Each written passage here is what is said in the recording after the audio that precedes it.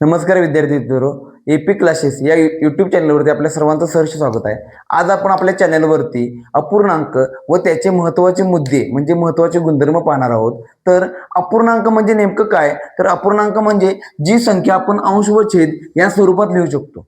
अंश व छेद या स्वरूपात लिहू शकतो। उदाहरणार्थ 3/4 या ठिकाणी जर आपण ह्या अपूर्णांकाचा विचार केला तर तिथे 3 म्हणजे अंश आहे, 4 ही संख्या काय आहे? छेदस्थानी आहे।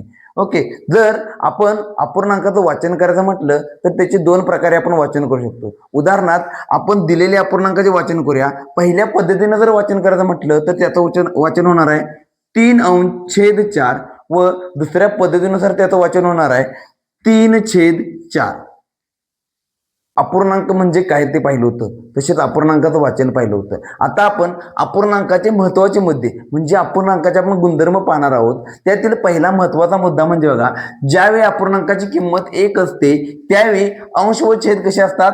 अंश व छेद हे समान असतात। उदाहरणार्थ 7/7 या अपूर्णांकाची किंमत किती मिळते? आपल्याला 1 मिळते। या ठिकाणी अंश व छेद कसा आहे? समान आहे।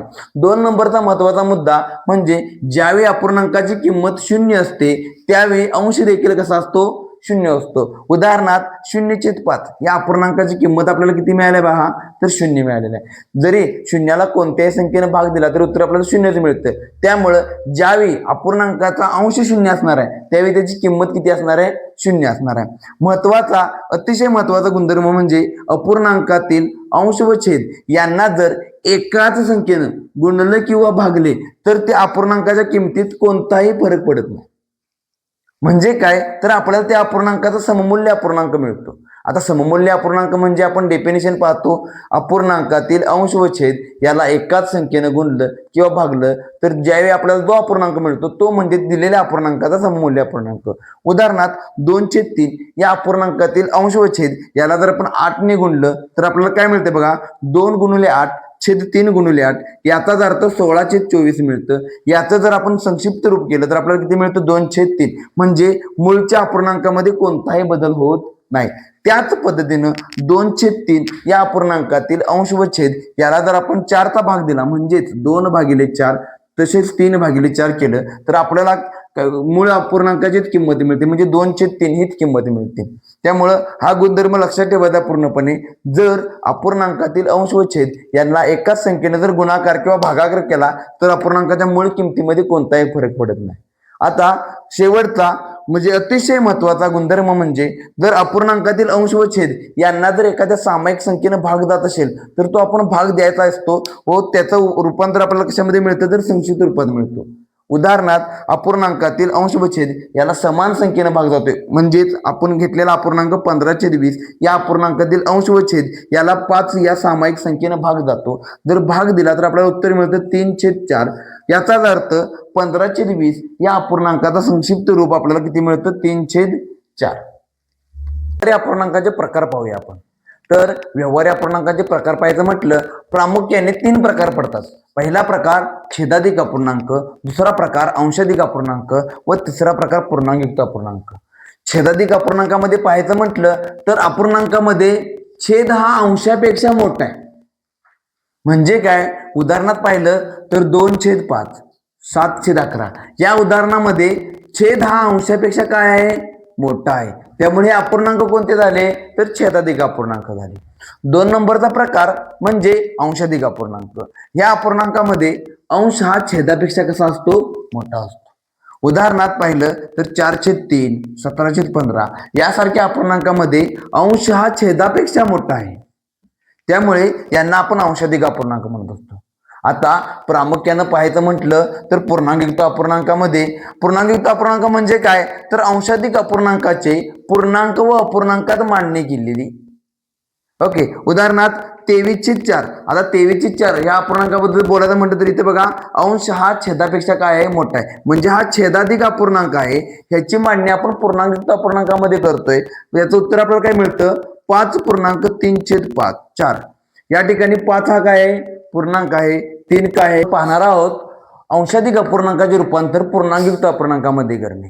आता अंशाधिक अपूर्णांकामध्ये आपण पाहिलं होतं अंशाधिक अपूर्णांकामध्ये अंश मोठा असतो आणि पूर्णांकयुक्त अपूर्णांकामध्ये पाहिलं होतं अंशाधिक अपूर्णांकाची मांडणी पूर्णांक आणि अपूर्णांक स्वरूपात करणे।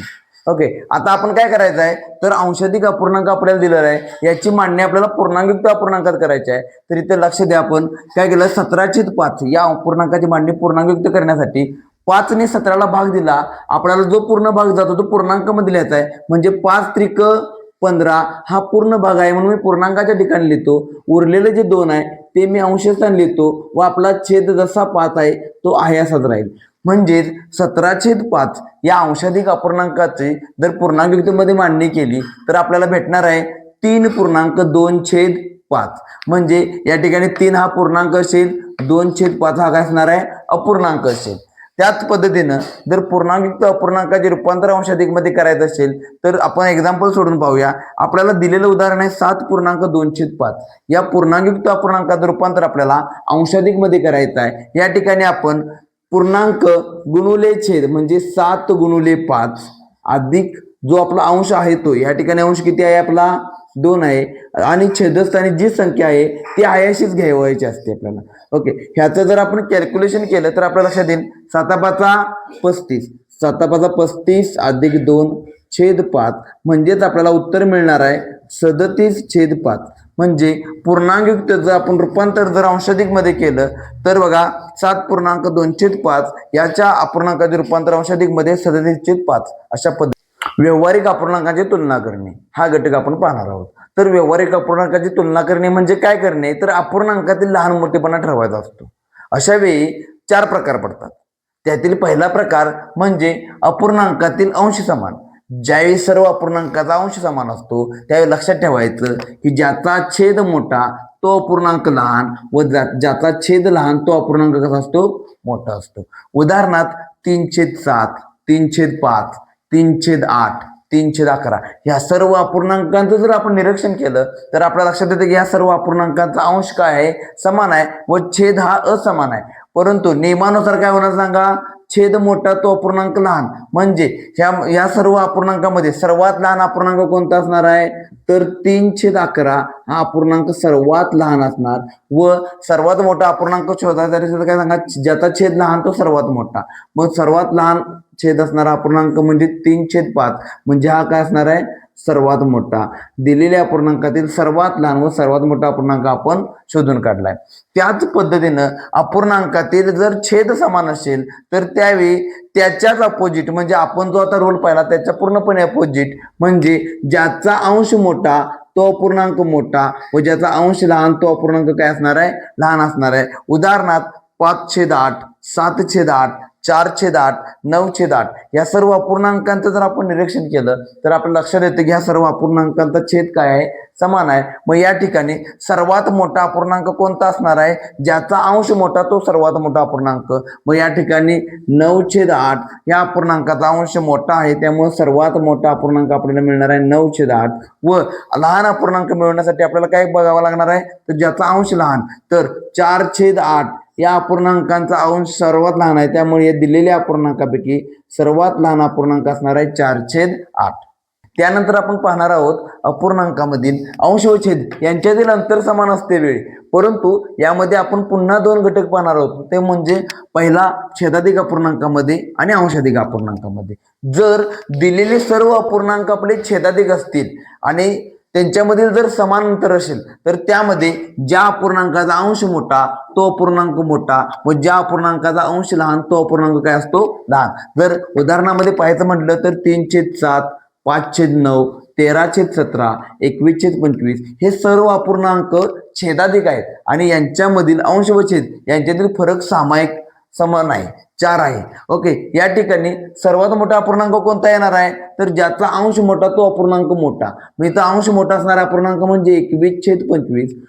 यामधील सर्वात मोठा अपूर्णांक 21/25 असणार आहे आणि सर्वात लहान अपूर्णांक 3/7 हा अपूर्णांक सर्वात लहान असेल. त्याच पद्धतीनं जर संपूर्ण दिलेले सर्व अपूर्णांक जर आपला अंशाधिक असतील तर त्याच्यामध्ये पूर्णपणे अपोजिट जसं आपण अंश समान व छेद समान मध्ये पाहिलं होतं त्याच पद्धतीनं जर संपूर्ण अपूर्णांक आपले अंशाधिक असतील तर त्यावेळी ज्याचा अंश मोठा तो अपूर्णांक लहान व ज्याचा अंश लहान तो अपूर्णांक काय असतो, मोठा असतो. जर उदाहरणामध्ये पाहिलं तर 7/3, 9/5, 17/11 व 25/21 ह्या सर्व अपूर्णांकांचा विचार केला तर हे सर्व अपूर्णांक अंशाधिक आहेत. या ठिकाणी अंश हा छेदापेक्षा मोठा आहे, परंतु त्यांच्यामधील अंतर देखील कसं आहे, सारखं आहे. मग यामधील सर्वात मोठा अपूर्णांक पाहायचं म्हटलं तर ज्याचा अंश लहान तो सर्वात मोठा, अंश लहान असणारा सर्वात मोठा, म्हणजे अंश लहान असणारा अपूर्णांक म्हणजे 7/3 हा सर्वात मोठा अपूर्णांक असणार आहे. आणि दिलेल्या अपूर्णांकातील सर्वात लहान अपूर्णांक हा 25/21 हा असणार आहे.